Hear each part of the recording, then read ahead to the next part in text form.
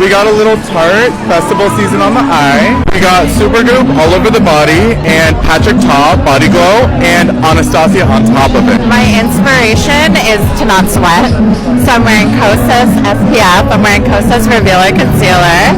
I have Anastasia Beverly Hills brows on because I need to be snatched. My skin is Laura Mercier from Sephora. I don't usually like to wear heavy foundation, but I do like tinted moisturizer with SPF in it. Snap, snap, snap, snap. For foundation, I'm wearing the Stay Slip Tint, and I'm also wearing the Glowy Super Gel underneath because like I have to be glowy. For Stay Anastasia brows.